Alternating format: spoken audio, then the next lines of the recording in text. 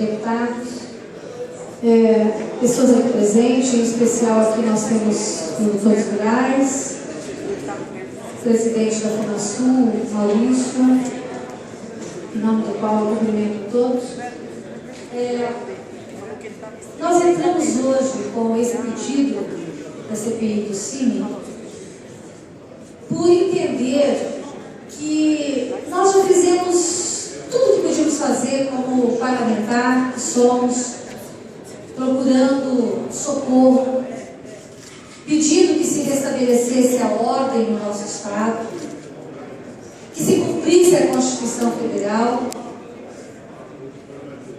Levamos isso, trouxemos para cá produtores, indígenas, fizemos audiências públicas, colocamos um sentimento de desespero, de angústia, que envolve toda a classe produtora e também a comunidade indígena, os dois, ambos vítimas desse sistema que hoje nós temos implantado no nosso Brasil, vítimas desse sistema, e nada foi feito, pelo menos para restabelecer essa ordem. E os relatos de várias pessoas, é muito constante a gente ouvir falar: ah, porque o fulano de tal do CIMI estava ali ao redor da propriedade, na região, quando houve determinada invasão. Os próprios indígenas, muitos deles, dizem que em reuniões acontecidas dentro das aldeias, houve a incitação de membros do CIMI para que se fizesse as invasões. Então, há muitos comentários e evidências que realmente nos levou a trazer e instalar essa CPI para que a gente possa ver o que tem de verdade em todos esses comentários, em tudo que está acontecendo, qual que é a responsabilidade de fato do CIMI ou de qualquer outra organização que possa estar insuflando e que possa estar levando a inverdade para a comunidade indígena, colocando na cabeça dela que o problema dela é não ter terra, né? Que eu entendo que não é. E nunca se foi feito uma avaliação, um levantamento da quantidade de áreas que nós temos hoje nas nossas reservas indígenas e a quantidade de indígenas que tem dentro dessas reservas, e se há necessidade de ampliação dessas reservas, o que se produz dentro dessas reservas. E aí a gente tem alguns documentos, inclusive aqui, que tem contratos de prestação de serviço onde o CIMI é parte, e organizações internacionais mandando recurso para o Brasil, para o CIMI, para promover num dos itens, para se promover a qualidade de vida da comunidade indígena. E outros itens, para promover as demarcações indígenas, das terras indígenas. Só nesse item já há um fato determinado para se instalar uma CPI. De que forma se promover essa demarcação? Nós queremos saber de que forma que eles querem promover essa demarcação. Na mão grande? Se descumprindo a nossa Constituição, que dá o direito de propriedade, que o nosso produtor hoje tem o título dessa propriedade expedida ou pela União ou pelo Estado. Agora vem uma organização internacional dizendo que tem que se demarcar as nossas terras, as melhores terras, no aquífero Guarani,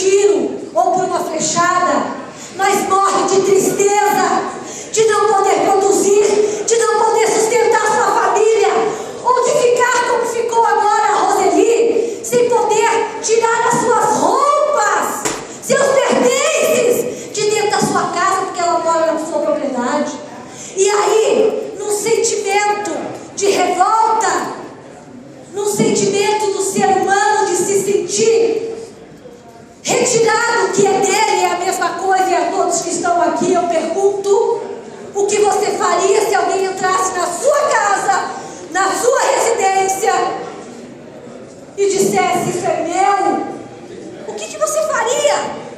Você diz: ah, tá bom, vou embora. Não! Eu tenho certeza que qualquer cidadão brasileiro que tenha vergonha na cara, que tenha decência e que tenha conseguido aquela casa com trabalho, com suor do seu trabalho, e que viu ali seus pais criarem seus filhos, não iria dizer: tudo bem, estou indo embora. E aí, meus senhores e minhas senhoras, eu estive lá em Antônio João. Eu estive lá no sábado, aonde teve aquela reunião que praticamente não aconteceu. Eu cheguei cerca de 10h30, 11 horas, em Antônio João, no Sindicato Rural. E me deparei com uma situação que eu achei que ia estar cheio, né, o sindicato. Eu vi carro saindo e aquele sentimento, todo mundo desesperado, todos os produtores desesperados que lá estavam, mães, pais, filhos de produtores. E chegando, vi a Tereza Cristina e o Moca, senador Moca.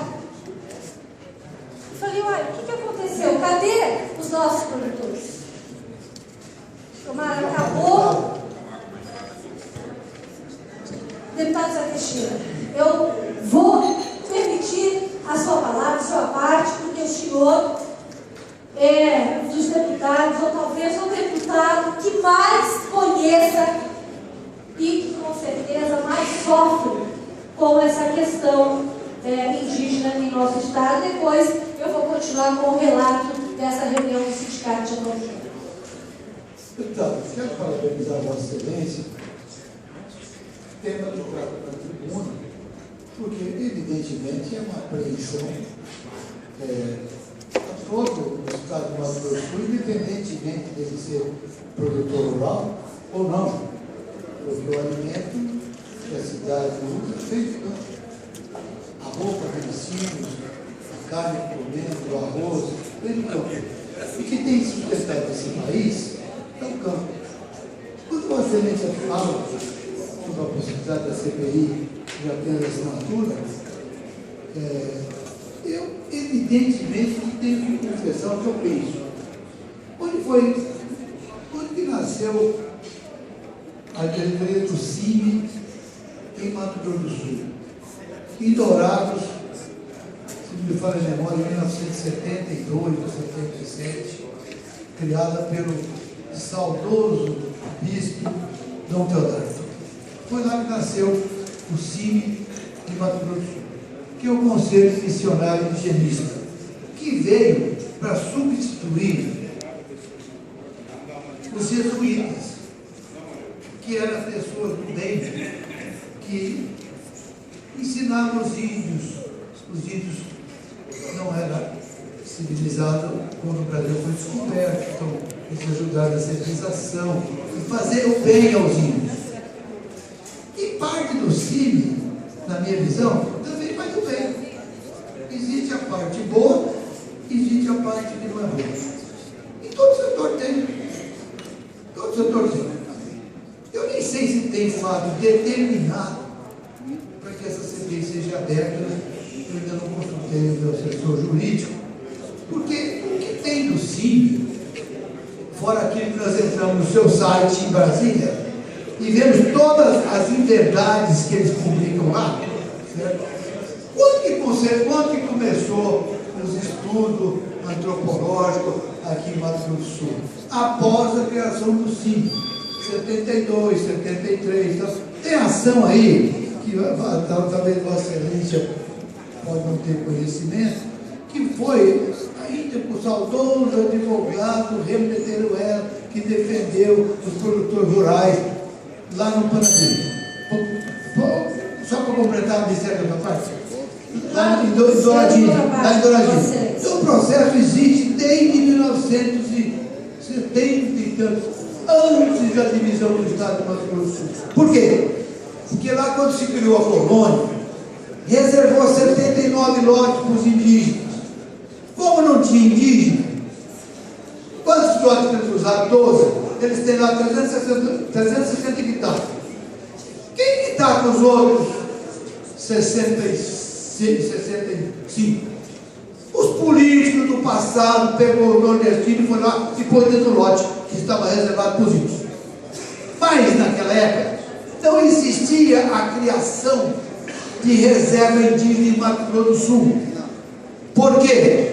Porque as reservas indígenas de Mato Grosso do Sul, elas foram criadas pelo governo do estado, e quem era dono das terras era as etnias. Ela que era dona. A etnia, Kaiowá, Guarani, é dono do título legítimo da reserva indígena de Itaipuã. Quem fez o governo militar em 67? Ele acabou com o SPI, que é o Conselho de Proteção do Índio, e criou a FUNAI. Mediu as reservas, teve uns que faltou 100 hectares, faltou, igual Dourado, faltou 150, incorporou no patrimônio da União e colocou o índio como uso frutuário. Então essa questão é uma questão muito profunda. Agora, o que não é profundo é através de um ato administrativo chegar aqui e dizer, ó, essa Assembleia Legislativa não pertence mais ao Poder Legislativo de Mato Grosso do Sul. Essa Assembleia Legislativa é da etnia Guarani, ou Terena. Então não são mais donos. Através de um ato administrativo feito pela FUNAI, sem passar pelo Judiciário. Então a Fazenda Fronteira do Lácio Queiroz, ela foi homologada e assinada pelo presidente Lula como terra de índio. Hoje ela é de índio. Ela está homologada. Ela já é uma reserva. O que aconteceu com o Lácio? Ele entrou com a liminar e o Jobim deu. Sabe como? Para quê? Só para não deixar anular a matrícula dele, legítima e certa, e criar uma matrícula para a União, sem pagar um tostão de uma terra que existe uma história de mais de 80 anos do seu pio, suor derramado. O que está acontecendo nesse país é falta de ordenamento jurídico. Ordenamento jurídico de dizer, ó, o que é da Maria, não é do João.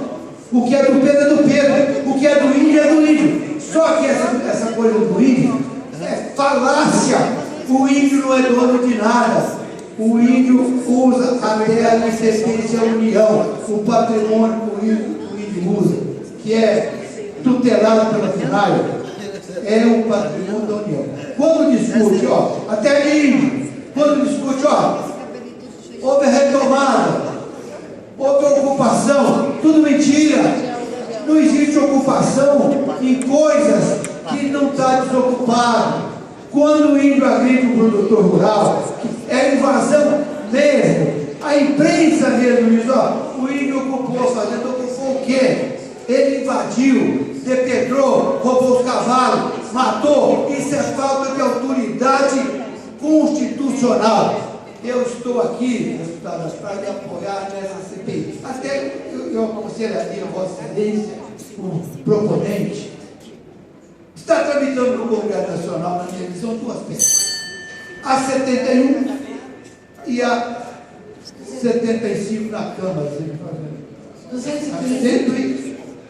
A 71 no Senado. A 71 no Senado e a 215 na Câmara. Vamos deixar essa CPI adormecer, já está assinada, já existe legitimidade.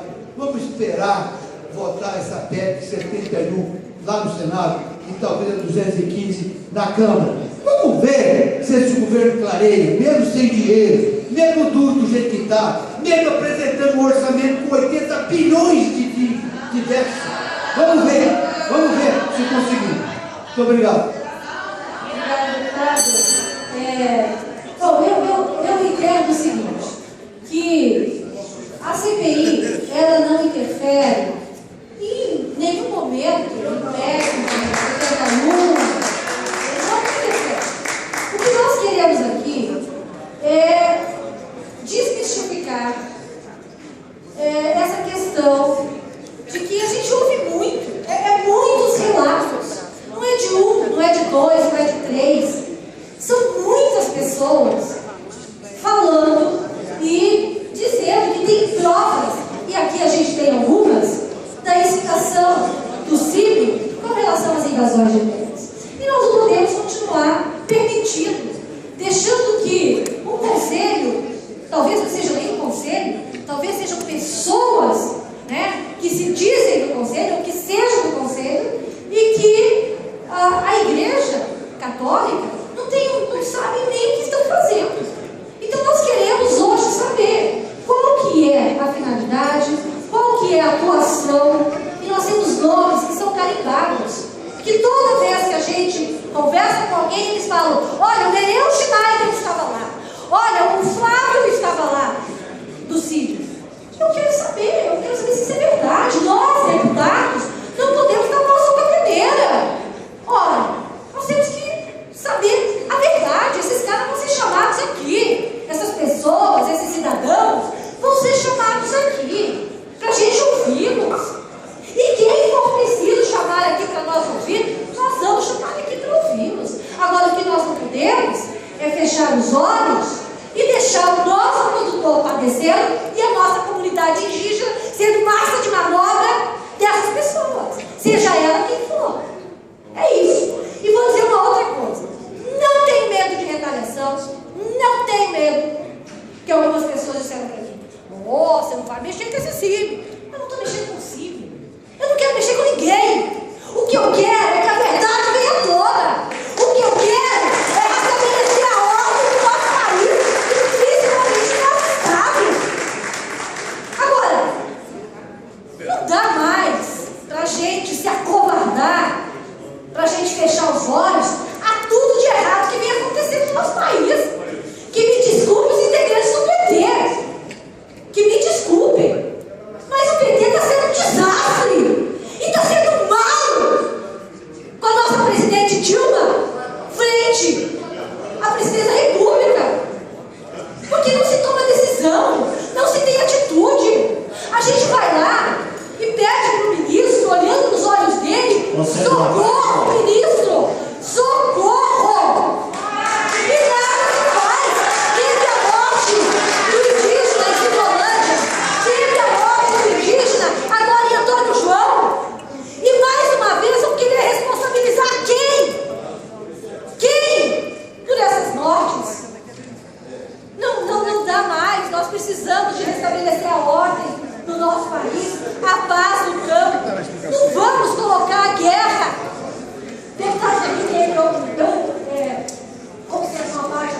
Deputado Deputada Mara Caseiro, nós estamos vivendo uma situação muito tensa aqui no nosso estado, em função dos conflitos agrários que estão acontecendo, envolvendo comunidades indígenas e de proprietários rurais.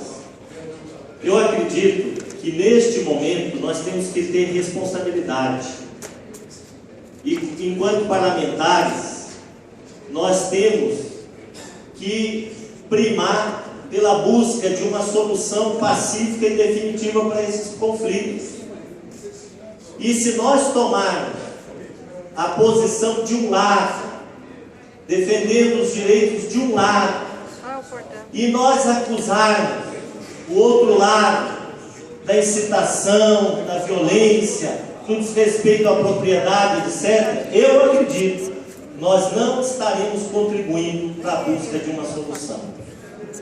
Eu respeito a posição de Vossa Excelência, o requerimento apresentado hoje, mas eu acredito que ele não contribui nesse momento para a busca de uma solução, porque, a meu ver, esse requerimento está no caminho de buscar um culpado para o que está acontecendo.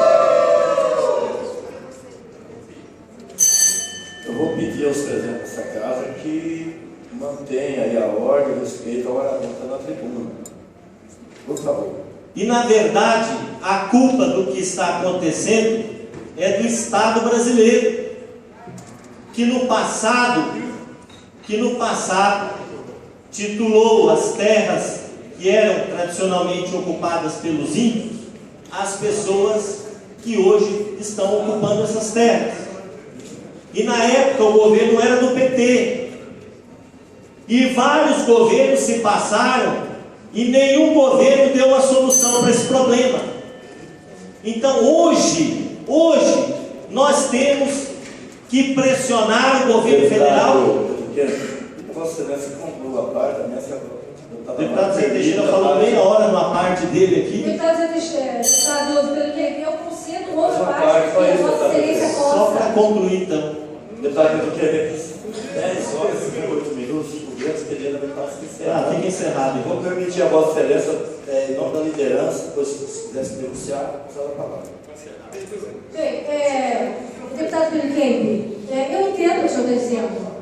Só que eu não concordo com esses laudos, já começa por aí. Eu já não concordo com esses laudos fraudulentos que a FUNAI se fez para poder falar que essas terras são terras indígenas. E eu falo o seguinte: se essas terras que estão dizendo que são terras indígenas, então o Brasil todo é terra indígena. Inclusive nós temos que entregar os nossos mandatos, a presidente Dilma tem que entregar o seu mandato, portugueses, espanhóis, árabes, enfim, todos que vieram para essa terra vão ter que ir embora daqui.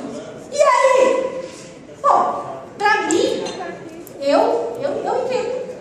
Eu entendo que se essas terras forem consideradas terras indígenas, né? Então, todos nós estamos ocupando territórios, certo? E aí, eu digo para vocês, essa confusão, tá ótimo, não vai ser o bastante, mas eu vou tentar. Mas existem tantas inverdades, tantas coisas absurdas que têm sido faladas. Eu tenho pego os faces das vidas aqui, Ivicatu, Atibaçu, do CIB. Olha, falaram tantas inverdades daquele sábado que nós estávamos lá, que eu vou falar uma coisa: essas pessoas que estão escrevendo essas barbaridades não são indígenas. Não são. Porque se você pegar a redação, você vai ver que não são indígenas. São jornalistas, advogados, profissionais. Escrevendo inverdades, falando que os produtores foram fortemente armados, que mataram 3, 4 criancinhas, mulheres. E vou dizer aqui uma outra violência que esses incitadores estão fazendo. Eles colocam como escudo as mulheres, as crianças, para se tornar sensacionalismo para o mundo e dizer que o Brasil está cometendo assassinatos, homicídio contra homens e mulheres, que não é verdade.